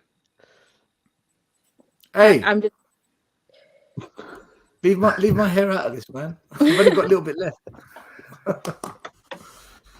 I'm not gonna honestly. I'm not gonna pile on to Davies. I know that he didn't have a good game, but he also hasn't played at all this season. Like he hasn't played a single minute this season so far, and it's not like he's starting. So we have bigger issues, on the pitch and for different players. So I'm just not even going to, go on him like some people are. Actually, I think it's fair to say, guys. Yeah. I think it's fair to say. Beg your pardon. If Udogie is out, we do not have any sensible cover. There's no sensible cover in that position in the club, is there? Really? No. But you can't tell me there's no under 23 players that can play that can do maybe. We've got no a job. experience. I mean, we're guessing, aren't we? Like maybe. I think the only thing you could do is I don't know if Van der Veen can play out there. He did Wolfsburg, and he has under 21s Holland. He did. Yeah, but then who goes centre back then, JP? Who goes centre back? Exactly. You're gonna have to bring in. Bollocks. No, keep him away. You fix one problem and you create a bigger one. No, I know, but you're gonna have to bring that what's his name? That young kid they brought in. Dorrington. Yeah. Why? By the way, why is Dyer ahead of Phillips on the bench tonight? Why is Dyer even at Spurs? This is why I said Kulu's the least of our problems. Yes, That's true. Agreed. It's I true. thought Royale didn't have a bad game by his standards, and I thought we actually looked significantly. Yeah, Royale, and I He thought got 7.2. I thought he looked significantly better than Davis, even though Royale ain't quality. He don't even play on the left. But I actually think he did make a bit of a difference on the left because we actually had a little bit of pace on the left. Yeah, he's got pace. He just looks significantly better than Davis did. What does that tell you? But again, Royale has played minutes this season. Davies hasn't played any minutes this season. That is true. That is true. So technically, Davies should be fitter and ready to go. But hold on, I'm going to counter this. Is there a reason he hasn't been given any minutes though, Cubed? Possibly, but I'm just saying, like, if that, Play but in the League Cup. also, Udogie hasn't been out. Van de Ven hasn't been out. Royale has come in for Porro, and Porro has had times where he needed a rest. So he needed to come off early. He needed a rest, so that was the reason why. And As Royal in my started opinion. the first But couple even of if games. it is the situation is like he doesn't, Ange doesn't see it in Davies, that's fine. Then he doesn't see it in Davies. I'm just saying, like, I'm not going to pile on to him for, his first few minutes of the season. Like when we have, people like Richie starting the game, that were, you know what I'm saying, that have had minutes all throughout the entire season and so many chances. I see. I'm looking at his stats. He played 4 games. He didn't start, but he played 4. How many minutes though? It doesn't matter. He still has minutes under his belt. Yeah, So if you've only Cube got 2 minutes a game on Cube there. is a fraud. She's a fraud. No, it's not. He barely played any minutes. It's not even like Richie last season was like, people are like, oh, he's not playing any games. No, he came on for like 20, 30 minutes each game. Okay. Davies is not coming on for 30 minutes each game. No, I hear what you're saying. He hasn't had minutes under his belt. I personally think, it's just my opinion, I think Ange just knows he hasn't got the pace for the football that we play, and he hasn't got what is needed at this level. So he's just doing whatever he can to not play him. But maybe tonight he felt that he couldn't start Royale at left back because he's not naturally left back. And he just felt, you know what, maybe this is the kind of game where I can play Davies because this isn't the hardest game we're going to play. But he got roasted in that first half. Out of position, no pace. But Van de Ven, the reason Van de Ven was getting fouled so much is because he was having to go and do Ben Davies' job as well as his job. Because he was running back. And there's no reason why they should look so slow and sluggish. They should be fresh. They should be chomping at the bit to impress. Well, it just reiterates what we were saying. It needs to, in January, we have to reinforce. That's, I'm not trying to sit here and defend Davies and like, oh, he's a player. He's a great player. That's not what I'm trying to say. I'm just saying, like, I'm not going to go and like pile onto him right now when he hasn't played very many minutes. And the real problem is nobody thinks that he should be starting anyways. So what it just highlights is the fact that we need to get more players in January. It's fine. We've got Cess. What's Sessegnon worse? will come back and save the day. If you had to keep one, who would you keep? Cess or Davies? I'd keep Cess because it'd also keep the doctors busy. Yeah, keep them employed. Sessegnon does have pace. That is one thing he does have. And he's an athlete. And like we were saying, Royale, he had a bit of pace on the left. And when he did come on, I think he did make a bit of a difference. Yes, I'm not saying he's good, but he definitely made a bit of a difference because of his pace, and Van de Ven didn't have to cover him so much and could get forward a bit more himself. Sessegnon, if he could actually keep fit, who knows? But the man's got Weetabix for kneecaps, isn't he? So and cheese string hamstrings. No, Sessegnon has been at this club since 2019. That's 4 years, and he's barely played. It's insane. 4 years. I want to get into the subs and their ratings. JP, have you got a bounce, bro? Yeah, I'm going to shoot off, guys. So it's a pleasure. We're top of the league. JP. 5 Bye, points JP. clear. Enjoy your weekend, everyone. Bye. JP, big up. So look, the subs that came on were Emerson Royale, Højbjerg, Johnson, Hill, Bentancur. Bentancur got a really low rating, but the guy came on for 5 minutes. It was more of a token gesture so that everyone could say, hey, you're back. And it was just a happy moment more than him actually coming on to impact the game. Brian Hill came on, didn't really do too much, but he only got 8 minutes. The only subs really that could have come on and had an impact were Royale, Højbjerg, and Johnson. Højbjerg got a slightly low mark, but that's because he gave the ball away for their goal. But like you guys said, Royale had a really good impact, got a high score. But Brendan Johnson, 7.3 was actually one of the highest on the whole day. So let's quickly talk about him. The first time we saw him was against Sheffield United, where he came on, took a brilliant first touch, scored a goal. Dele Alli-esque, but it was ruled offside. Against Arsenal, he was causing them havoc, should have got at least one goal. His pace was a threat in that game tonight. You saw he came on. He had an impact. Are we seriously now talking about this young lad? He needs to start ahead of Richarlison. Is that where we're at? Or are we saying, well, let's just see, too soon? We've already been ahead of that for a long time. Why I think Johnson was actually brought in, because he plays usually on the right and he has played up as a striker for Wales. I think the idea of Johnson was to actually give Kulusevski a bit of a fight up there, why he was going to stick with, say, Solomon and Perisic up there. Because one thing Perisic has been noticed for now, which another one I was screaming at all last season, he is not a left wing back. That only worked at him for Inter Milan because he is so slow in Italy. When it comes to he plays for Croatia and that and crossing the ball, there ain't many about who can cross the ball as good as him. But now that he's injured and Solomon's out, Johnson seems to be able to cover it on the left. But I personally think he was bought as more of a, go on then, give Kulusevski a run for his money, so you've got to fight on the right-hand side. But where we haven't got that, he starts over Richarlison all day long.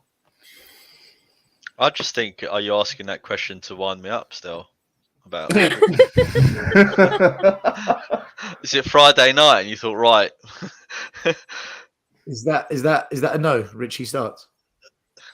Yeah, obviously. The rule R9. Oh, because look, the reason I say it is he's had cameo roles. He's had cameo appearances. We don't know. That's why I'm asking it, because the next game's massive. Let's have it. I don't think that's true though. We do know because Spurs, in Chelsea, the Spurs Chelsea return of Poch. They've found a bit of form. This game's going to be nuts. Best atmosphere of the season is coming to that game for our home. Yeah, Johnson starts like he did against Arsenal.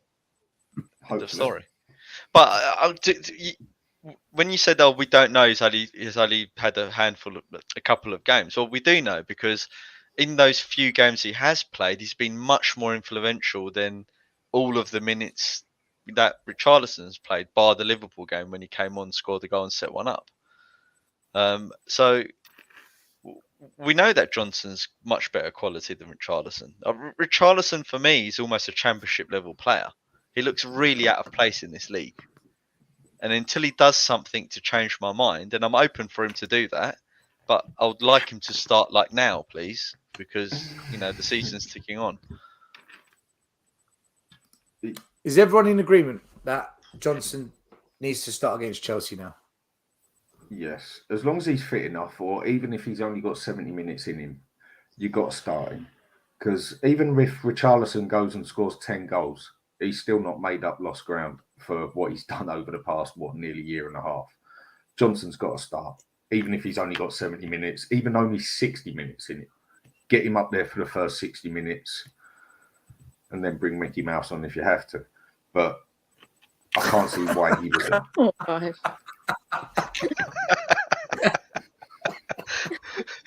Oh my Lord. I think Johnson, I think he starts. He definitely starts. But I don't know whether or not Ange feels like he's fit enough to start, but I think that he should start if he's fit enough. I think that he is contributing more than Richie is right now. And I would disagree with Dan, where I basically think that Brennan Johnson was bought as reinforcement or wherever would be needed, because even though he's played heavily on the right in the past, he has played on the left and as striker at other one game. So one game. But I think that he's somebody that could play across the front, right? So I think that he's quite versatile. Yeah, but that's what I'm saying. Like, though he could play all across the front, and I think they bought him thinking he can play all across the front, and we'll see. I don't think it was like, it has to be like in competition for Decky, because we all knew that Richie was a weak spot, whether he was in the center or in the left. You can't think that Ange didn't look at Richie moving Sonny into the in central, and moving Richie out to the left because Richie wasn't delivering central, that he was thinking, I'm going to bring Brennan Johnson just for the right. Like it didn't enter his mind that he thought, Brennan Johnson can play all across the front line, So, and Manor Solomon, he primarily played, on the left side, he's been playing on the, before he got injured, he was playing on the right. So I think that they were just buying players, whoever, could play across the front. He was playing left. What? Solomon was playing left. That's what I said. Yeah. I said he was playing left, but he also came on the right sometimes when they wanted to sub off Decky. So I'm just saying, like, they're just like buying players that they feel like could, play on either side and can play across the entire front line, in my opinion. Yeah, I think it's the stupidest thing ever. Perisic getting injured. Sorry, Stel. Perisic getting injured, I felt was a major blow. Yes. When he got injured for us. I had, if you recall, Stel, in our Monday night shows at the start of the season, I had really high hopes for Perisic and Lo Celso, but Lo Celso got injured. He always gets injured. But I'm just gutted that Perisic in his last season with us couldn't impact the game like the games for us like he could. He's still got 11 assists, and it was because he was being played out of position. And now you think if he'd been playing up front on the left, as he does for Croatia, as he did for Bayern Munich, as he used to for Inter Milan, he'd have got a lot more in there because that man could cross a ball. He was our crosser. Dan, he was the only player who could actually set up a Richarlison to score at one point. There you go. I mean, he is an excellent crosser of the ball, and it was just the way Conte was playing. It just didn't. I'm still a firm believer that if Conte would have just stepped off his high horse and changed the formation a little bit, we would have seen better out of Spurs. I'm not saying good, but I'm saying better, because several players were being put in positions they weren't meant to play. Dan, do you know what though? Conte got us top four, and he kept us there before he left. Like with what he had. Remember, he had Dyer and Sanchez, Tanganga. You're all complaining about Davies. He had Conte. Conte had Davies and Dyer. Yeah, that's why he lost his head. It's true though, and that's why he lost his mind. And we're talking about Royale put in a shift today, but I mean he was starting with, he had Royale and he had Cess, who were he didn't exactly have the best options, did he? No, still, it was poor. He had poor options. Only when Bentancur was fit, we looked like we could actually scrape top four. When Bentancur was fit, we looked like we could do top four. But is it me or Bentancur when he came on, he looked good? Like he looked the same player as last year, but just like he was a bit sluggish. He looked a yard off the pace for me. But he had quality though. You can tell so much that. Quality. Yeah. I believe if he can get fit and reach the form that he did before he got injured, he'll still be our best midfielder. Even, I mean, Maddison obviously is incredible, but for me, Bentancur's the key. Get him fit. We'll have the best. We'll have the best midfield in the league, I reckon. If he, I said that. I said we'll have the best midfield in the league if we get him right. If he comes back 80% of the player he was, I'll be happy. But the thing is, Dan, the good news is he's predominantly right-footed, and the ACL was on his left foot. So that someone in the comments when we did the watch on, we've got there's a guy called Abby who lives near Matt up north, and he always updates us on injuries and how it works, and he mentioned it to us, and I thought, well, you know what, that's massive, because if it's the weaker foot that got injured, then he should be okay quicker. Let's hope so. Like I said, 80%, and we got a brilliant player still. Right, I need to ask you guys a question. Okay, all right, let's wind up all the Arsenal and Liverpool fans. Any Arsenal Liverpool fans watching the show, make sure you listen carefully to this, because I know how much you love to troll Tottenham now. So Spurs are top of the league. We are 5 points clear. We will be 5 points clear regardless of what happens on the weekend with the other teams. We're going to the Chelsea game in a really strong position. Everything is looking rosy. Bentancur's back. Udogie should be back by then as well. So assuming there's no major injuries or problems during training, we are looking good. However, this is the best start by any Tottenham team in Premier League history. And it's the best start by any new manager in the history of the Premier League as well. So it's all, right, we're going to win the league. Yeah, we're going to do it all. Blah blah blah. Okay, whatever. We know that's a different conversation, but we're off to a fantastic start. The question is this.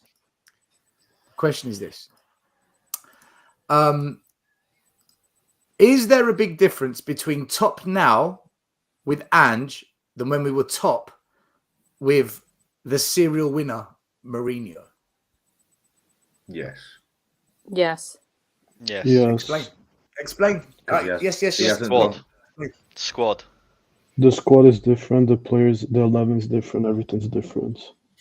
And we're doing it. And we're doing it without Harry Kane too. I'll get out. Is that a strength or a weakness?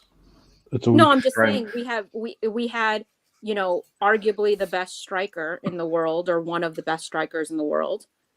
So I mean, that's going to inflate, you know, the numbers of being able to get to higher up the, you know, the table, right? And we're somehow managing to be on top right now without him. So slow your roll, Dietrichs. Okay, it wasn't me saying we're better without Kane. That wasn't what I was saying. I'm saying that under Mourinho, we had the benefit of having Kane, and now we're able to do it without Kane, of staying on top. Kane. So that means that right now we should give ourselves more credit for being able to do it. Right. The Kane conversation that we should be. Oh, sorry. Go ahead, Dan. Go ahead. Okay, I'm going to say something that a lot of people are going to disagree with. Kane was half our problem. Why? Let me say my piece. Yeah. Kane was a phrase that I will call platinum handcuffs, because the problem we had was Kane run the show in every which way.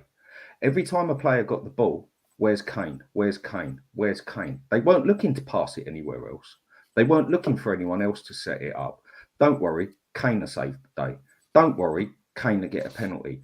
Don't worry, Kane this, Kane that. He was our platinum handcuffs to an extent. Now, don't get me wrong, I would have loved him in this game like with Maddison. But now that Kane's not on that pitch, those players now have to look elsewhere. We're now more versatile on where we pass the ball. We look more of where we pass the ball, because we can't just pass it to Harry Kane to do the bloody job that everyone else needs to. So to an extent, I said it for ages, sell him.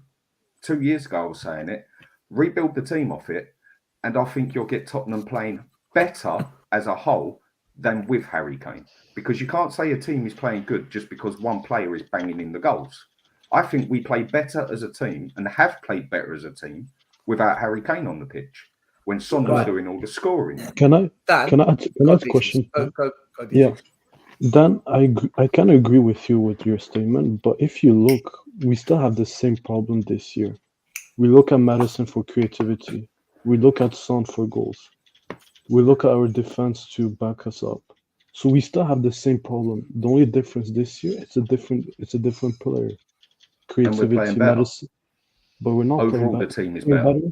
We're playing better because we have a better defense compared to last year with Mourinho. If we had a defense that we have now with the keeper, I would say like we wouldn't look back and say Kane was the main problem for everything.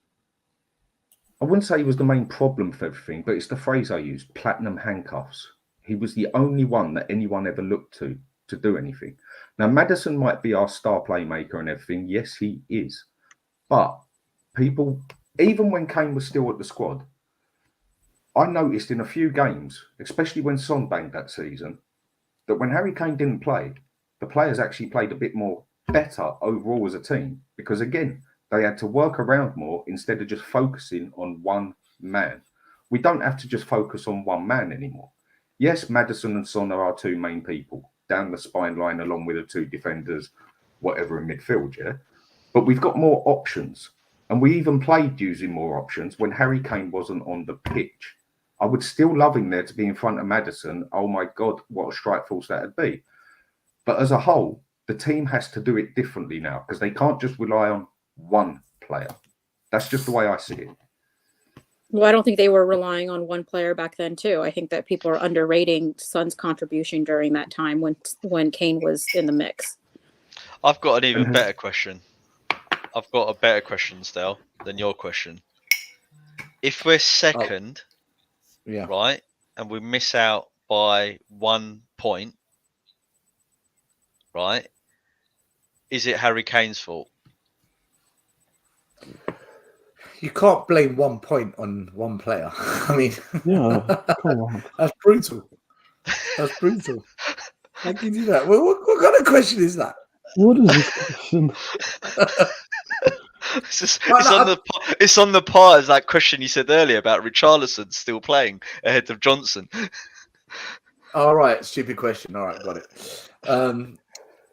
For me, I think I disagree with Dan on this one. I think we're better with Kane because I think under Pochettino, Dele Alli was scoring, Eriksen was scoring, Son was scoring, Kane was scoring. We had multiple goal scorers, and we were playing football the right way.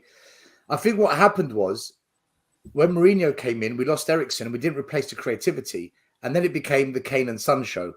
And obviously, last season, Son didn't score as many goals, so it was the Kane carrying Tottenham was the narrative.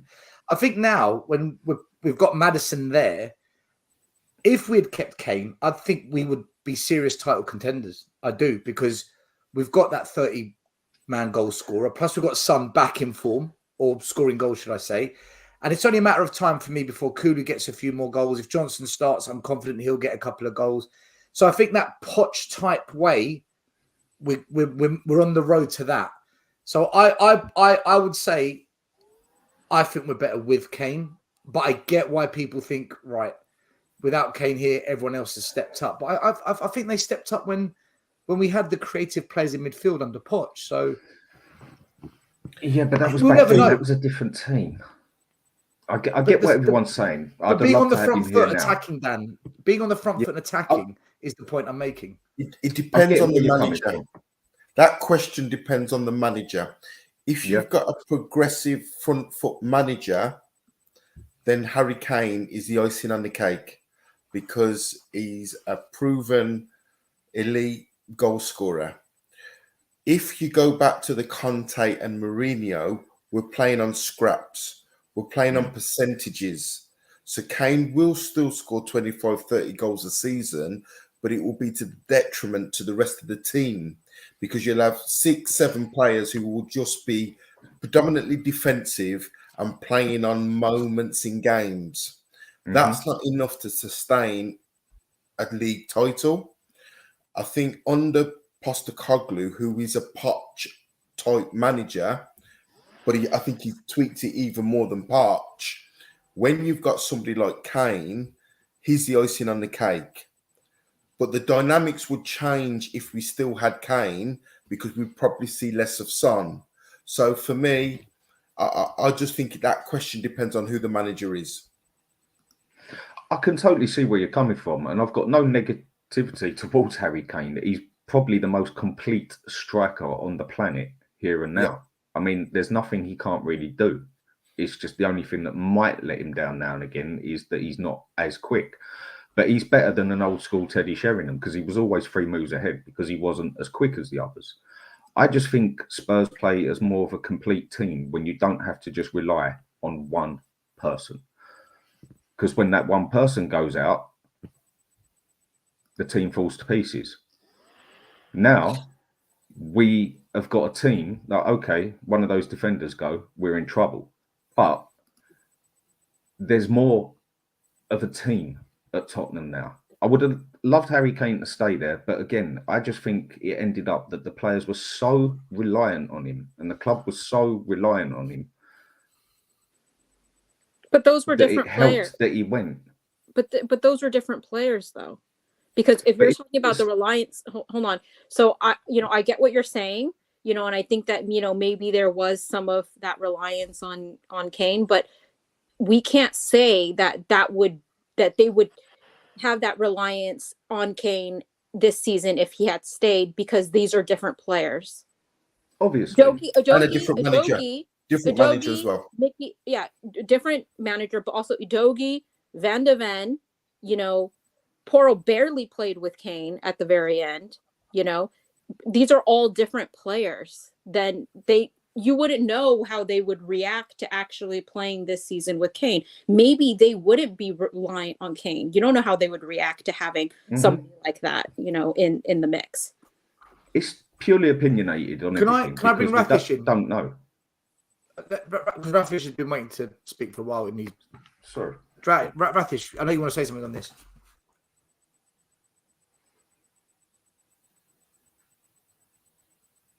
Can't hear you, Rathish. I think you're on mute.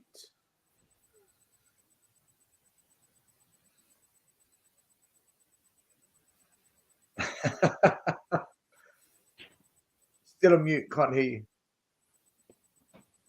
Whatever you said, I agree. Can't hear you. Can't hear you. Can't hear you. Dan, finish. Jump in, Dan. Then we'll come back to Rathish once he sorts out the mic. Yeah, it's just as a whole, I don't like it when a team is purely reliant on one player. And are we not reliant on when you're Son just- now, Dan? Are we not reliant on I Son? wouldn't Dietrich say- said? Not down to the point of that we were with Harry Kane. I mean, Harry Kane, the reason he was so bloody good is because he was he was like a 10 and a 9 all in one. He is just, and maybe this would have worked. Maybe it wouldn't. Who knows? It's all opinions and that. Maybe he wouldn't have been able to help his instincts in coming back and falling over Maddison or whatever else and that. We just don't know.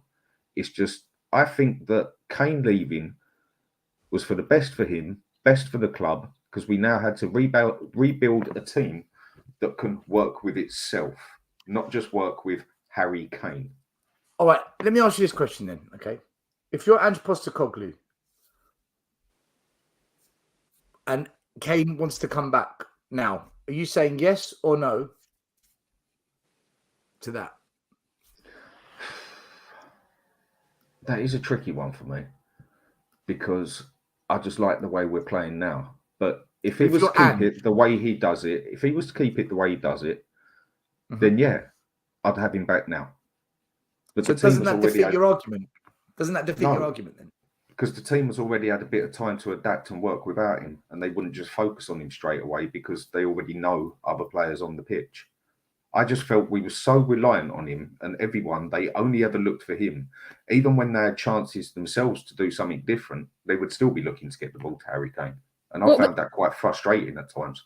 But here's the thing. I mean, I know we're just talking about, hypothetical, and we're just talking about your opinion, Dan. I know. I'm just saying that I feel like making, any sort of opinion or assumption about what our current players could react to, like how they would react to having Kane, is hard to tell because these are not the players that we're playing with Kane, that we're relying on them. Like, do we think that somebody like Mickey van de Ven would not have the accountability, to just go and rely on Kane? I feel like Mickey van de Ven, we've seen only less than half of a season of him, but I feel like he has more accountability and professionalism than he would take.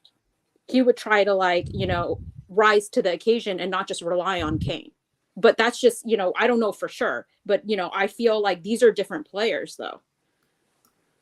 Yeah, I can totally agree where you're coming from, and I can totally see everyone's point. And yeah, there's a good chance that with Kane up there, Maddison up there, whatever. I keep screaming, put Maddison in the bloody England squad and play a 4-2-3-1. But I just think him leaving was the best thing overall that happened for him and the club, because we didn't just have to rebuild round Harry Kane. We had to rebuild the team, is what I'm trying to say. Because if we would have still kept Harry Kane, it would have just been basically rebuilding a team that works with him. We didn't even rebuild a team that worked with Son, because so many people still thought Son was on the wing. Whereas I've said for over a year, I think Son is done on the wing because he's lost a yard of pace. His passing's all right, but he's never really been a good crosser of the ball. And I just prefer it with the team built up, that it's more of a team, just not reliant on one person. But then if he was to come back, who's to argue for a man that has 30 goals a season? If we wouldn't have sold Harry Kane, would we have bought the same players to do the same stuff? Or was it that we sold Harry Kane, that we got other players in because they had to because they have to work a different way now and do things for themselves and not just rely on Harry Kane? I think this does split opinion, because I've heard on other channels they have said that we're better without Kane, and it is just opinions. I know for probably most of the people on this particular show, they think we'd probably be better off with Kane in this system, like Matt said, because it's down to managers. But there are a lot of fans as well that do think, actually, do you know what? Not having Kane has made us maybe play this way. It's all for opinions. Rathish, is the mic working? Is it better now? There you go. He's back. Yeah, much more like it. No, I know you're playing around, Matt. But with the Harry Kane thing, I mean, obviously, like you said, it's going to split opinions. With me, like, I tend to look at it from both sides. So half of me thinks I agree with what Dan is saying, because, you know, when we was top under Mourinho at the time, we was too relying on Kane sometimes. Like, you know, he's the one player that makes everything happen. Like, he has to drop deep in midfield, spray out passes, and then chip in with goals. But then on the other side is that right now, I already mentioned before I had to get my audio fixed, it's the togetherness under Ange, you know, front foot manager, you know, coming in with a good reputation, you know, every player stepping up. So, you know, if I think Maddison can chip in with goals, Son can score goals, obviously Romero can score the odd goal, obviously we've seen it against Burnley. So I think, yeah, I mean, it depends, because you have to move at the times. You know, you don't want to keep dwelling on the past. Of course, we would have wanted to keep Kane for sure, but then again, he left because of several factors, like he wants to win trophies, and also last season, as a club, we was in turmoil. So, you know, it depends on the environment that you're in. Well, One thing everyone else has said, sorry, last bit I'll say on this, yeah. One thing everyone has said is the style of play we play don't suit Ben Davies, don't suit others because of pace. Now, I just cannot picture Harry Kane staying up front as basically being a target man and not coming back all the time and not doing this and not doing that. Where he hasn't quite got the pace that Son has to get up the other end of the pitch and that, would he actually have adapted to this one? And would Kane actually be able to just stay up front to get the ball? Because he's not going to be able to sit into the middle and then sprint up the pitch. We used to have him come down to the middle to basically not just draw the defenders out. I don't even think that was anything to do with it. It was to basically get a ball in there, because he could pass the ball not quite as good as De Bruyne, but I don't think he was a mile from it. So in that aspect, with Son coming back, he can also charge up the field because he's got the pace to do it. Kane hasn't got the way to do it. And I just cannot picture Kane playing a game, staying up that end of the pitch. Would he have got in Maddison's way? Because if I remember right, when they did have a game together, he did. Yeah, okay, maybe they'd have sussed it out and got it, whatever. But I just can't picture Harry Kane staying up there to let Maddison do his job. And I could almost see them two conflicting each other. But as time goes on, maybe they'd have worked it out. Who knows? But we're talking about consistent pace for this team. And that is one thing Harry Kane didn't have. But Dan, even if you look at the game today, even Son dropped deep. And I'm not saying he bothered Maddison, but like Kane would do the same thing as Son. Like drop deep, try to help the play. But he still got up the other end of the pitch as soon as the ball went up there at two times the speed Harry Kane would have. Okay. Boys, girls, I do want to slowly wrap it up because it's coming up to 2 hours and I've got work tomorrow. But there's something I do want to share with you. I don't know if you've seen the post-match interview, but my God, Ange Postecoglou is smashing these interviews out of the park. Just look at this. Ange Postecoglou in the post-match interview said, I enjoy every day of it and I want the players to enjoy every day of it. Not because we're top of the table, but because we're living the dream, mate. We're playing for a fantastic football club. We get to do what we love, and the rest of it is about honouring that responsibility that has been bestowed upon us. For me, what is important is that we are giving our supporters some joy, some belief, and some hope. That is what football clubs are here for. We need to keep feeding into that. My word, man, this guy is going to win so many people over. Very well said. Well, it's faultless. If he plays Richarlison next game, everything he says is BS for me. Mate, if you're a political party and you want to win the next campaign, put him in charge. Let him do the talking. He'll win you. He'll win you control of the country. But do you know what though? With comments like that, obviously it puts a warm glow in your heart and it makes you feel proud of your club and whatnot. But is there a part of you that just says, do you know what? He genuinely means what he says. It's not just PR. It's not just clever play. It's like he really means it. Or do you think this is a very clever manager at work? I do believe that he means what he says. I think my only concern with what he says is it's relevant because we're in good times and we're winning. If he goes through a bad run, and I'm not saying he's gone through bad runs many times in his career, but if we go through a bad run, then what do those words mean? Maybe it softens the blow if you're going through a bad run. Maybe it galvanizes the fan base to support the manager and the team more if you go on a bad run because he's so well spoken and he's aligning the whole club towards his vision. But yeah, I mean, I agree with you still. It's phenomenal. You know, what he says and how he manages. You know, if we end up winning something with him, which let's hope we do in the next 3 years, you know, people will be head over heels for him. They are already. Let me ask you. I think we need to be guarded though, Dan. You know, like, you know, if we have let's say he mimics what Poch done and he leaves without winning anything, do we really believe that our fan base won't go, yeah, but he never won us nothing? In one aspect, as far as I'm concerned, he had the easiest job a manager has ever had to win the fans. Sorry. Postecoglou. Yeah. He had the easiest job a manager has ever had on this planet. And that was all he had to win the fans. And that was all he had to do was play attacking football.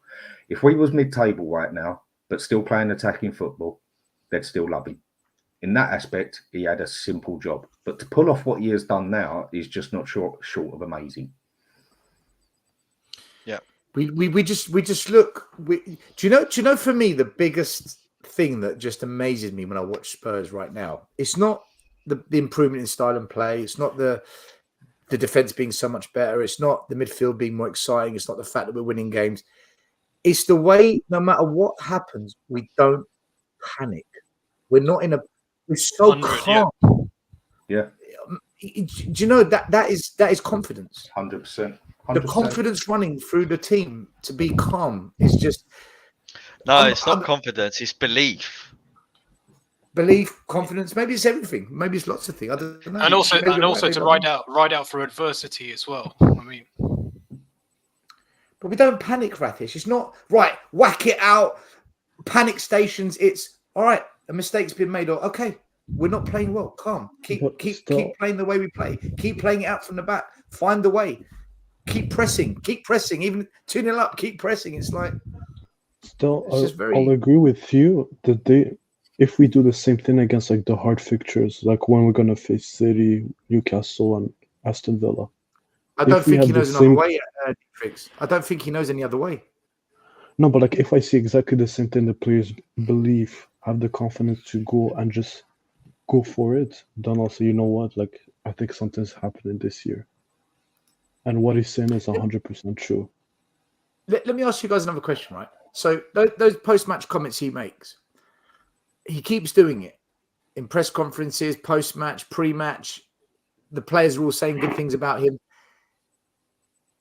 Is this creating a situation where Levy even might be, dropping his guard a bit and saying, I'll give you a bit more than what I've given the others because you're just a really cool bloke?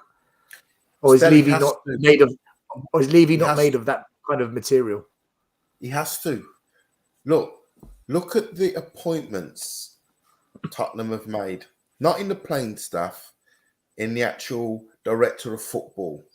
These guys have to perform in January. As I said to you on the phone call a couple of weeks ago, Stal, we're now dining at a certain table.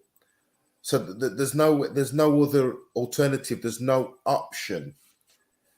Postecoglou has got us into a position way ahead of schedule. So the fact that we've now appointed directors of footballs and all the other titles, what are they there for in January if they don't make signings? Yeah. Very true. Yeah. That's a good point. Yeah. But let me ask you, were we in the same situation on the Redknapp? Was it the same situation? And he wasn't. It was the same under Redknapp, under Poch, and under Conte and Mourinho. We desperately. What makes you guys think it will be different this time? And to get backed. And will get backed. And still, you got mistakes. I'll tell you why. I'll tell you why. why I think, and it makes perfect sense. Ange is not a big time manager. He hasn't been. All right, anyone can tell me Celtic's a big club, and I'll just turn around and say, yes, they play in a Farmers League. End of, as far as I'm concerned. But he's sort of more of a Brighton manager for me, one that is not used to having money in his pocket. He obviously knows of a lot of other players out there because he's had to do his homework in a lot of places. I feel he knows a lot of players out there that you could buy for, say, 15, 20 million, 5 million, I don't know. And he knows they've got potential to come good, very good, because that's what he's always had to look for. And when you've got a manager like that who would say, let's give him 60 million, and he goes and gets three players. This is Levy's dream. And he goes and gets 3 players in. Who knows if they work or not? But as long as they're his choice, I don't care whether they cost 5 pence or 100 million. As long as they are what he wants, I will back it all the way. And I don't think, anyone wants their £100 million striker, this and that. But he's just not that sort of man. He wants the player that can do the job for what he wants. And he won't be looking about 50, 60, 70, 80 million players. I feel give him 60 million and they're still getting at least 2 players with it. That's right up Levy's arse. He will love it. And that is why I think Angie's going to get backed all the way. And also one more thing, with January, I think Johan Lange has been appointed as technical director from Villa. So it's an opportunity, like you said, in January. If we continue to be up at the top or thereabouts, then you need to kick on in January onwards in terms of bringing in adequate players like squad depth, because, hopefully if we get to December, January unscathed with little to no injuries, or we continue to keep getting good results. So one thing I'll say is that in the words of Ted Lasso, it's the hope that kills you. So I think that everybody, good times are rolling and I'm enjoying it, but we'll see. I mean, Ange still hasn't had like a really a bad run or some really rough times, or the high criticism from fans or something. So we'll see what he does during that in those dark times, first of all. Second of all, actually that conversation that we're kind of having about Kane, and me and Dan were kind of going back and forth about, are we reliance on Kane. I actually think that the reliance on Kane, a lot of it was Levy, actually. And if there's anything that makes it a little bit better that Kane left or whatever, is that Levy doesn't have somebody like a striker like that to hide behind, and that he knows that, when Kane was leaving in the summer, he knew, okay, well, that means that got to get some players in. I mean, I don't think that it was, it was a coincidence that he got Maddison. He got, I think that Levy and Ange got Maddison, a 10 who is English, who clearly is wearing the number 10 now, because, they thought that Kane would probably leave. So and he was on the last year of his contract, same as Basuma was, and he got him cheap. Yeah. Well, all those things, but I'm saying, you know what I mean? Like, I'm agreeing with you. Madison, they got Madison because, also they thought, okay, well, he's going to plug a certain hole that's going to be left by Kane, right, when he leaves. So totally. I think that because, there is, you can't hide behind Kane anymore. There's not a reliance on Kane where you have this striker that's going to get you, however many places in the table, because he has how many goals. I think that now Levy would have to, actually buy players, and back Ange. And we'll see what happens in January. But I'm just saying, like, I think that was what happened in the summer already. So basically, we're better off without Harry Kane. No, I didn't say that. Well, you just did in a way, because you just said Levy will back him more because he hasn't got Kane to rely on. No, I didn't say that we were better off without Kane. I said that, I know that. I don't think that Levy, I think that Levy has to buy players because Kane was not there. But I also think that he would have bought some players anyways, because the fans were in uproar, calling for Levy out, chanting Levy out. I think Ange was saying, these are these players that I want to get that are not necessarily star players anyways, that he was putting forth players like Mikey, like it was like he was putting players forth that were like Mickey Van de Ven, who were not very expensive, and we knew we needed a center back. So, you know, but I'm just saying that I think that like Levy, maybe in January, you know, he might be able to back us. I'm not necessarily saying definitely, but he might back Ange more because, you know, he doesn't have somebody like that. So because Levy doesn't have Harry Kane to rely on anymore, he now has to buy better into the club, into the team, because he can't just rely on Harry Kane. To me, that says we're better off without Harry Kane, but it's purely opinionated again. No, I don't think so. I don't think that Maddison? means that we're better without Harry Kane, because you're implying that not having Kane, you know, would mean that we would. So I'm implying that without having Kane, we have to buy players. You're implying that we would not buy players, you know, and have Kane, and it would all like it would be terrible, right? So that's not necessarily what I'm saying. Okay, I understand what you're saying. Guys, we're going to wrap it up. It's been a good discussion tonight. Some interesting debates. For me, the message is simple. Non-negotiable. Back Ange in January. Back Ange or Levy out. And I will be going full throttle on this. I'm going to upset a lot of people with it. And they're going to call me toxic and this and that. But listen, someone's got to do it because otherwise the message just doesn't get sent out there. I want to say a big thank you to Matt, Dan from Hotspur Hood. Go check out their channel. Tommy and Dan, Maz, C-Cube, The Fraud, Rathish.